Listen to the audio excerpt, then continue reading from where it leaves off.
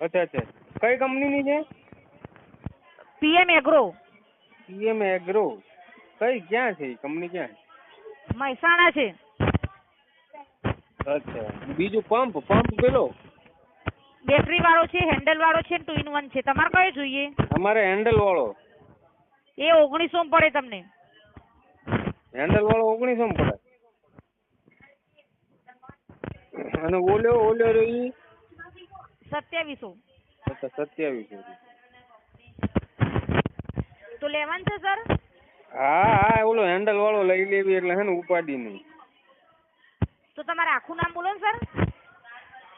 આખું નામ મખાભાઈ કુકાભાઈ ઝાપડા. 1 મિનિટ હો. પૂનમભાઈ? મખાભાઈ. મખાભાઈ. હા. તમારા પિતાનું નામ? ગુગાભાઈ. હેલો, સુગાભાઈ? હા, ગુગાભાઈ. ગુગાભાઈ. કેવા કેવાઓ તમે? અમે ચોરિયા. સાચું કોણ સર? ચોરિયા. અને તાલુકો કયો આવે? તાલુકો વ્યારા. જિલ્લો સુરત. અને ગામ કયું છે? ભડખડ. હા. અને તમારે ફળિયું કે વાસ કયો આવે? મારે દેવ પૂજક ફળિયું. દેવી પૂજક ફળિયું. હા. અને તમારો ફોન નંબર આજ રહેશે ને? ફોન નંબર આ રહે છે. હા. એટલે આવશે ને એટલે આગળના દિવસે તમને ફોન કરીને જાણ કરશું. હા, તે વાંધો નહીં, મને ફોન કરજો. બરાબર? હા, ક્વોલિટી જોવું નહીં પડે, વસ્તુ બજાર કરતા સારી આપશું ને 1900 રૂપિયા આપીને છોડાઈ દેજો. હા, તે વાંધો નહીં, બહુ મોકલી લો તમે. હા. આપનો સમય આપવા બદલ ધન્યવાદ. ઓકે. તમારું નામ શું? પલક. હે? પલકબેન. અચ્છા, પલકબેન. આખું નામ બોલો, મારે ના આવો ખબર પડે. આખું નામ? અમે પર્સનલ ઇન્ફોર્મેશન ના આપી શકીએ. તો અમારી તો એની માને અમારી તો ગાંડ મારીને મેલી છે. અમારી આપવાની તમને, તમારી નહીં હાલવાની. એટલે સર અમારે તો તમને મોકલાવાનું છે એટલે. પણ નંબર ક્યાંથી લાયા તમે? હા, તો ખેડૂતોનું સર્વે હોય ત્યાંથી અમારી કંપનીમાંથી લાયા હોય. કાકા, અહીંયા એક વીઘું નહીં, એની માને એક ઈંટ નહીં મારા ખાતે આખી જિંદગીમાં. કોણે આલ્યો નંબર? ખેડૂતોનું સર્વે હોય ત્યાંથી અમારી કંપનીમાંથી લાયા હોય. મારી વાત હલો સાંભળો તમે.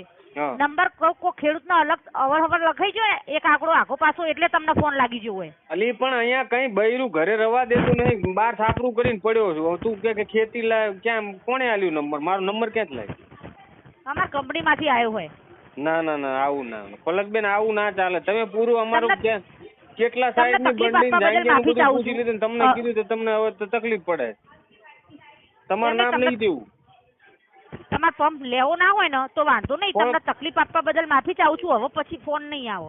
નહીં, ફોન માં પછી તમે અહીંયા પાર્સલ આવ્યું ને એમાં બોમ્બ ફિટ કરીને મોકલી દીધો, મારા તો પતી જાય ને બધું. મારે તો જિંદગી જાન થઈ જાય ને પછી.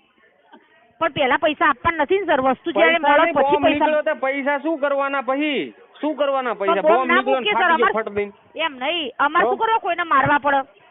પણ એમ નહીં, એમ કહું, તમે નામ નહીં, તમારાથી દુશ્મની તો છે જ નહીં. મતલબ હું તમારું નામ મને આપશો તો હું તમને હું ત્યાં તમારા પપ્પાને એમ કહીશ કે ભાઈ પલકની હગાઈ મારી જોડે કરી દો, એમ કહેવાનું?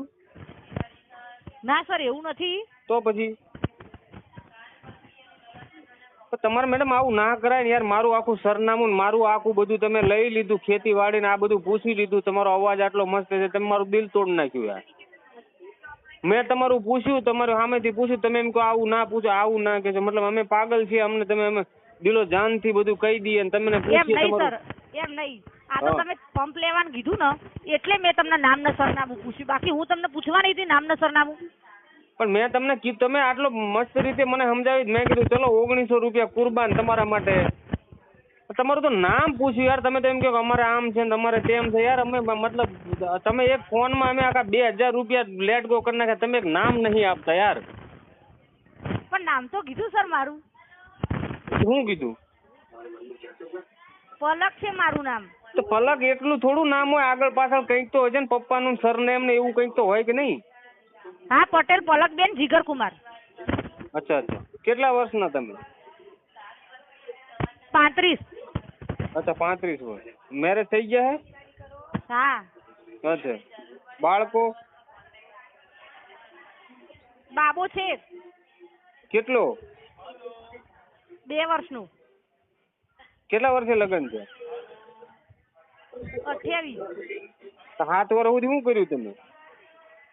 અરે સર તમારે લેવાનું છે પંપ? તો પંપ લેવાનો છે તો તમે મતલબ નવરો પડ્યો 7 વર્ષ સુધી શું કર્યું એમ કોને? તમારે લેવાનું છે કે નહીં સર પંપ? પણ તમે અમારી પર્સનલ માહિતી તમને ના આપી શકીએ સર. અમારું કંપની છે. તકલીફ જ આ છે, હિન્દુસ્તાનની તકલીફ આ છે. કસ્ટમરની પર્સનલ માહિતી ઠોકી બેહાડીને લઈ લો અને ભડખડ ગામમાં આખો પંપ મોકલી દો, હેડ પંપ. હા જી મોટાભાઈ બોલો, શું સહાયતા કરી શકું હું તમારી? અરે સાહેબ મારી વાત સાંભળો. હા આખી માહિતી મારી લઈ લીધી, આખી. હા મારા એકાઉન્ટ માંથી પૈસા હેક થાય એટલી બધી માહિતી લઈ લીધી. મેં એમનું નામ પૂછ્યું તો કે એ હું ના આપી શકું. એનો મતલબ શું થાય? અરે ના સર, એવું ના હોય. જુઓ બરોબર, અમારી કંપની છે ને ખેડૂતોને લગતી છે, એટલે ખેતીવાડીને કામ કરે. જેમ કે તમારે અમે ખેડૂત એમ નહીં સર, મારી વાત સાંભળો. અમે તમને નામ સરનામ એટલા માટે પૂછ્યું કે તમારે જો પંપ લેવો હોય ને તો તમારે એ સરનામે તમને મળી રહે. બાબુ ભરવાડ નામ છે. મારા ખાતે આખા મારા બાપાને 500 વીઘા જમીન છે. મારા ખાતે એક ઈંટ નહીં કરતો, એક ઈંટ. લુચ્ચો. કોણ? મારો બાપ. તમારા પપ્પા? સર તમારા મારું મારા ખાતે તો કશું છે જ નહીં સાહેબ. તો એ પલક માસી મને ચઈને ફોન કરી દીધો. એટલે મોટાભાઈ માફી ચાહું છું, કંપની તરફથી તમને કોઈ તકલીફ કે બદલ માફી ચાહું છું. પણ મને એમ કે પંપ લઈ લો. હવે મારે તો પંપ મેં તો બુક કરાવી દીધો. હવે હું પંપ ક્યાં હું દવા એમાં ભરીને પછી ગળામાં છાંટું પી જાઉં હું એને દવા? અરે ના સર, એવું કઈ જ કરવાની જરૂર નથી. તો ભાઈ મારી તકલીફ કોણ સમજશે? જી સર, હું સમજુ છું. મારી કંપની તરફથી હું તમારી માફી ચાહું છું. તો ઓકે, હવે અમારી કંપની તરફથી નહીં આવે તમને કોલ વારે. તો પછી આમ થોડું ચાલે સાહેબ? ગરીબ આદમીને મારી નાખશો તમે બધા ભેગા થઈને યાર. અરે ના સર, એવું કઈ જ નથી. તો પછી એ એમ કે છે કે દવા પંપ લઈ લો અને દવા પીવાની થાય એટલે પંપમાં નાખીને પછી મોઢામાં નળી નાખી દો એટલે દવા ચડી જાય શરીરમાં. અરે સોરી, અમારી કંપની તરફથી તમને કોઈ બી ગલત રીતે વ્યવહાર થયો એ બદલ માફી ચાહું છું સર. તારે પછી મતલબ દવા પોઈઝન પીવા માટે પંપ લેવાનો ને એ બધું કરવાનું, આવું થોડું હોય સાહેબ યાર? જિંદગી કેટલી અણમોલ છે તમને ખબર છે? હે સાહેબ? જી મોટાભાઈ માફી ચાહું, હવે કંપનીમાંથી કોલ નહીં આવે. ધન્યવાદ.